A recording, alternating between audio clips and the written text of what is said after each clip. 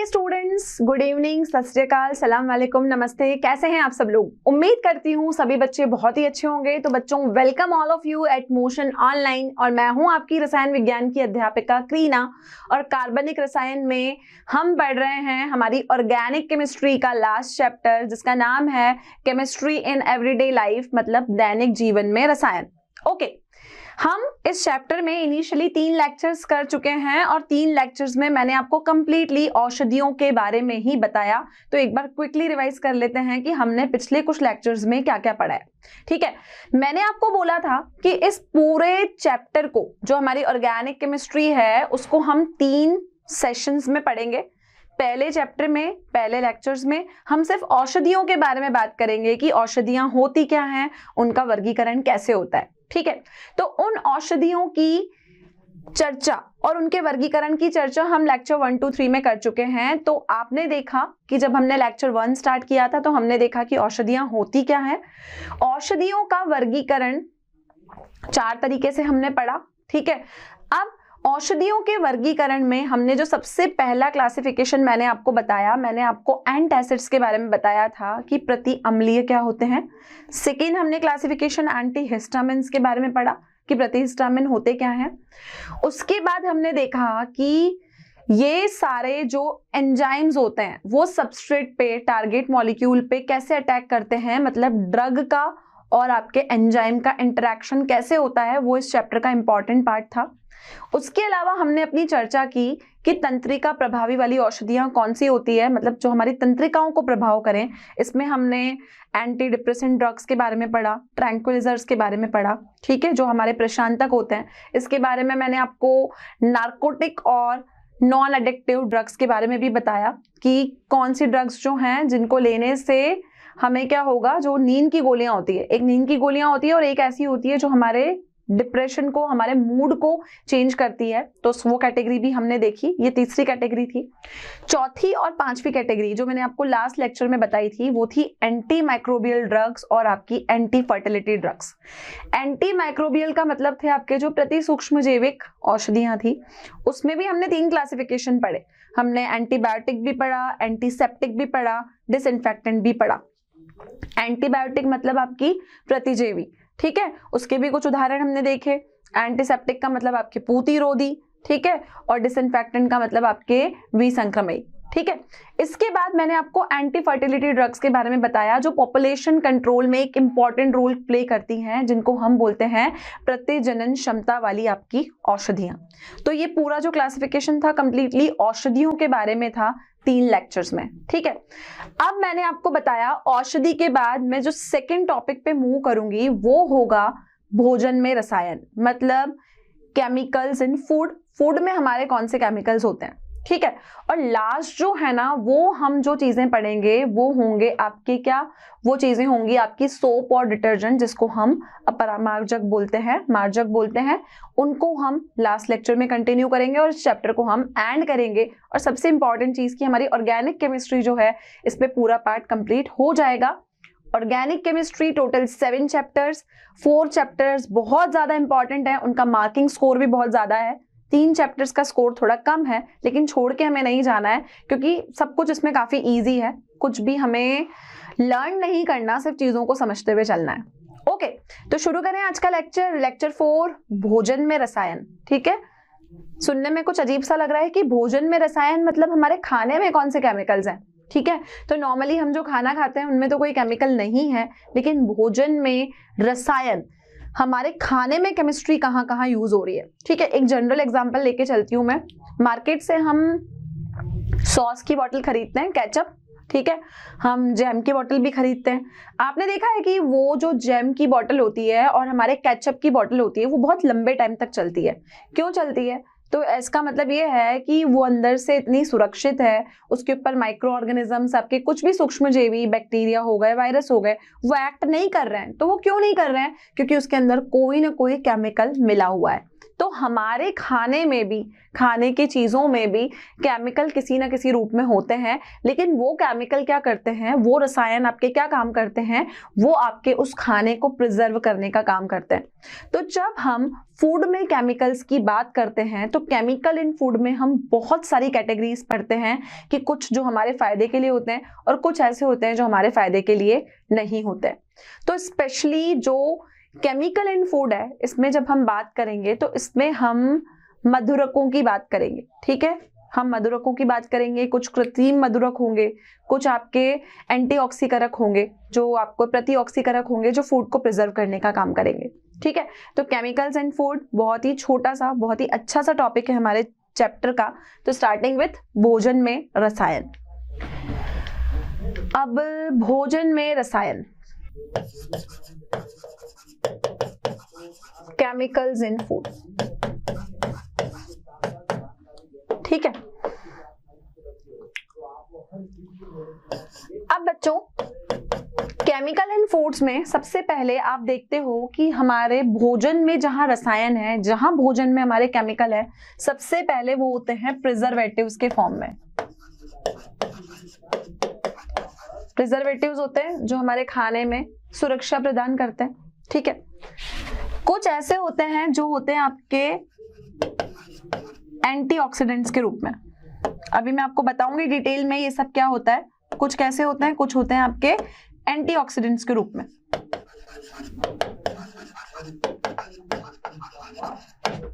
ठीक, कुछ चीजें ऐसी होती है आपके भोजन में जो आपकी आर्टिफिशियल स्वीटनिंग एजेंट्स होते हैं।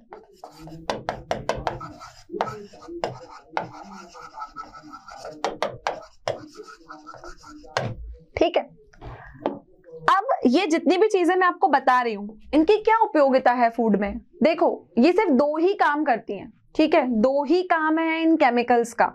एक तो कोई भी खाने की वस्तु है उसकी अवधि को बढ़ा देती है। अवधि का मतलब कि हम जब केचप की बोतल या जैम की बोतल लेके आते हैं तो उसकी 6 महीने की, 8 महीने की एक्सपायरी होती है। इसका मतलब वो खराब क्यों नहीं हो रही है, क्योंकि उसमें कुछ ना कुछ प्रिजर्वेटिव डला हुआ है। ठीक है, तो भोजन में जो हम रसायन का प्रयोग कर रहे हैं उसके दो मेन मोटिव्स क्या हैं।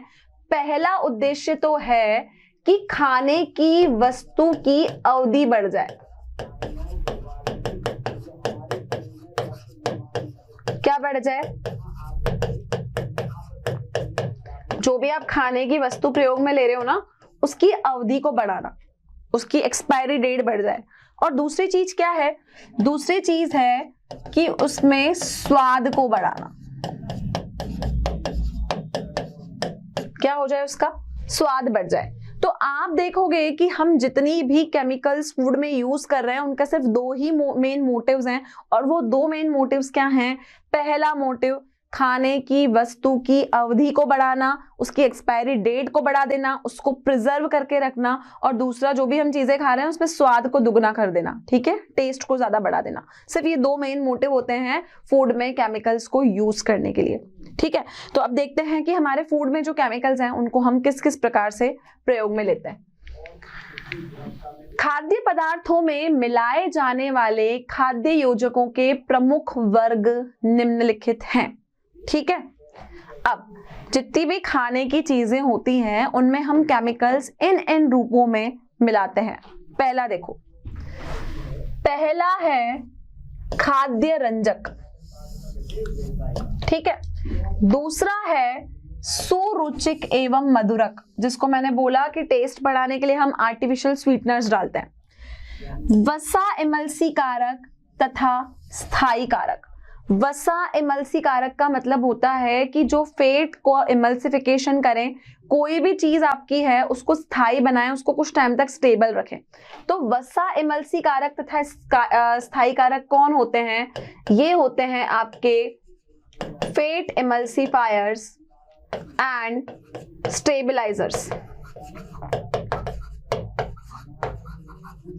ये क्या करते हैं, वसा का इमल्सिफिकेशन करते हैं, फेट का इमल्सिफिकेशन करते हैं, और स्थायी कारक होते हैं आपके फूड को स्टेबिलिटी प्रोवाइड करते हैं। क्लियर। आटा सुधारक, बासीपन को रोकने वाले तथा विरंजक। आपने देखा है कि बहुत सारे जो आटे होते हैं वो बहुत सारे पैकेजिंग में आते हैं, हमारा मैदा हो गया, बेसन हो गया, या बहुत सारी चीजें होती है, सारी पैकेजिंग में आती है। तो आटे के सुधारक, उसके बासीपन को रोकने वाले, और कई बार देखते हैं कि हम कुछ चीजें तो पैकेजिंग में ऐसी आती है जिनका डो भी हमें बना हुआ मिलता है, ठीक है। जैसे कि आजकल हमने खमन बनाया, ढोकला बनाया, इडली बनाई, सबका जो पैकेजिंग है हमें पैकेट्स के रूप में अवेलेबल है। तो उसमें क्या करते हैं, उसके बासीपन को रोकने के लिए उसमें कुछ ना कुछ क्या डालते हैं, आटा सुधारक डालते हैं। प्रतिऑक्सीकारक, प्रतिऑक्सीकारक मतलब जो खाना पैकेज्ड फूड में है वो उसका ऑक्सीडेशन ना होने दें, उसके ऑक्सीडेशन को, उसके ऑक्सीकारक को रोकें, इसलिए उनका नाम है प्रतिऑक्सीकारक। परिरक्षक, ठीक है। पोषणज संपूरक जैसे खनिज, विटामिन तथा अमीनो अम्ल। पोषणज संपूरक मतलब जो उस खाने में न्यूट्रिएंट प्रोवाइड करें, और न्यूट्रिएंट्स किस किस फॉर्म में हो सकते हैं, ये आपके पोषण विटामिन की फॉर्म में, खनिज के फॉर्म में, एमिनो अम्लों की फॉर्म में हो सकते हैं।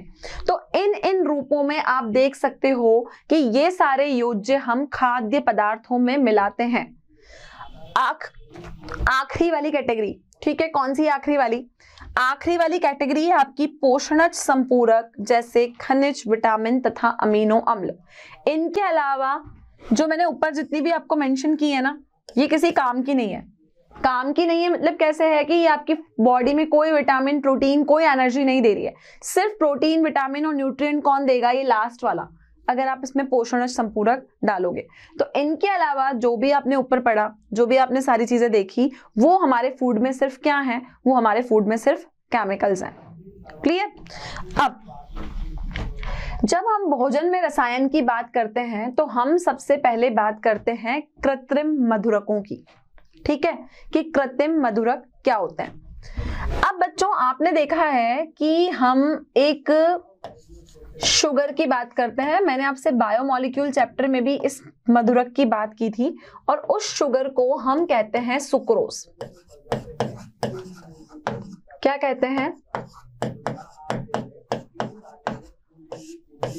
सुक्रोज कहते हैं, ठीक है। ये सुक्रोज जो शुगर होती है C12H22O11, मैंने आपको बायोमोलिक्यूल चैप्टर में भी बताया था। ये जो सुक्रोज शुगर होती है ना, जब आप किसी भी रूप में इसको भोजन में लेते हो तो ये शुगर का क्या काम होता है? ये आपकी बॉडी में कोलेस्ट्रॉल के लेवल को बढ़ाती है, ठीक है। जो हम शुगर खाते हैं या हम किसी भी रूप में जो भी शुगर लेते हैं वो हमारी बॉडी में कोलेस्ट्रॉल के लेवल को बढ़ाती है। एक होती है आपकी कैन शुगर। क्या होती है? Cane sugar.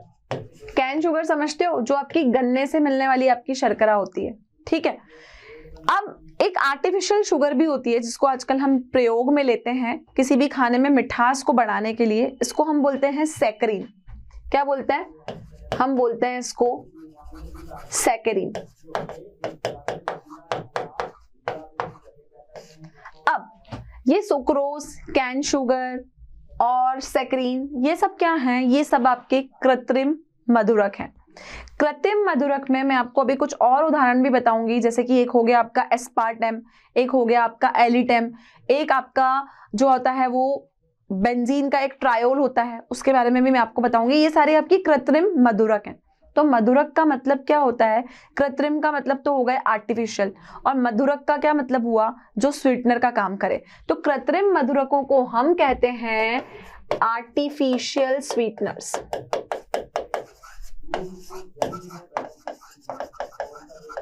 क्या बोलते हैं हम इनको? हम इनको बोलते हैं आर्टिफिशियल स्वीटनर्स। ये किसका काम करते हैं? ये आर्टिफिशियली किसी भी खाने में मिठास को उत्पन्न करते हैं। तो बच्चों कृत्रिम मधुरक जो होते हैं वो आपके आर्टिफिशियल स्वीटनर्स होते हैं। अब मैंने यहाँ पे 3 नाम लिखे हैं। एक मैंने लिखा है शुगर आपकी सुक्रोज, एक मैंने लिखा है कैन शुगर, एक मैंने लिखी है सैकरीन, ठीक है। अब बच्चों ये जो आपकी शुगर होती है सुक्रोज, इसको आप बोलते हो नेचुरल स्वीटनर। ये क्या है? किसका काम करती है? ये आपका नेचुरल स्वीटनर का काम करती है। नेचुरल स्वीटनर का मतलब ये हुआ कि ये आपकी प्राकृत मधुरक है, मतलब ये आपने बनाई नहीं है, आर्टिफिशियली हमने इसको बनाया नहीं है, ये हमको नेचर से मिली है, और नेचर से ही आपको कैन शुगर से भी मिल सकती है।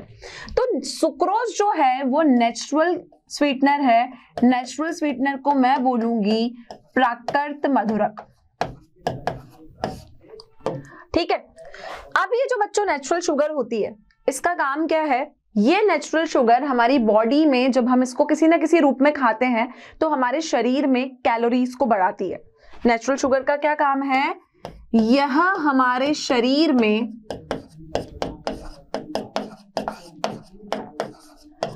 कैलोरी को बढ़ाती है।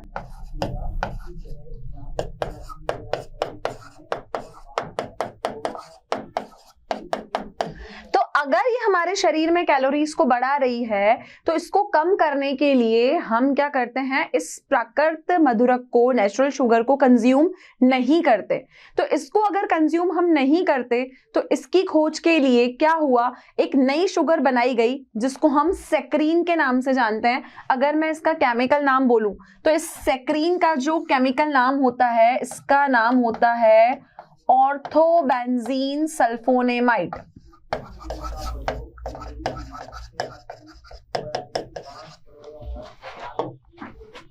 क्या होता है इसका नाम? ऑर्थोबेंजीन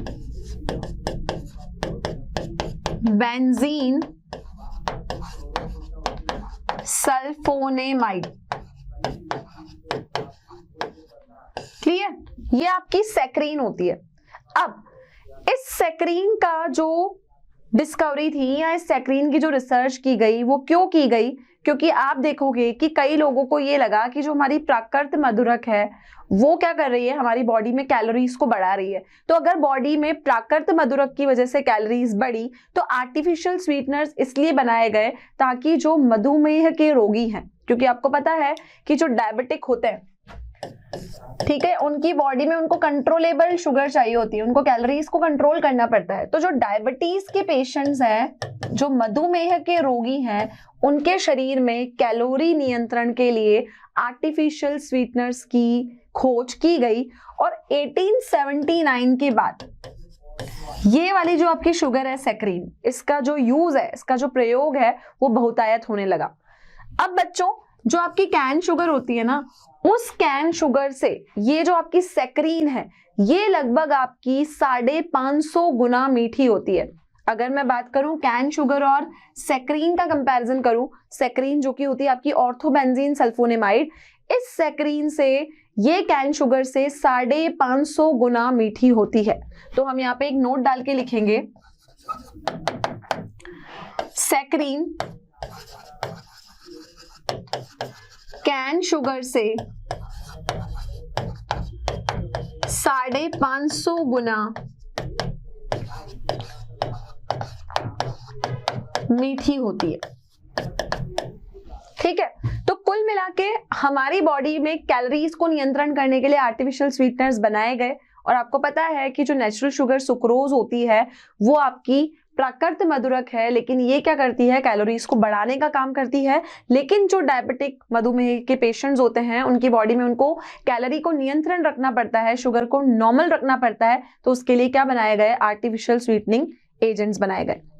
अब ये जो कृत्रिम मधुरक है ना, ये हमारे पास में बहुत सारे होते हैं जिनकी आपको एक प्रणाली, जिनकी पूरी एक लिस्ट जो है वो आपकी एनसीईआरटी में भी आपको गिवन है।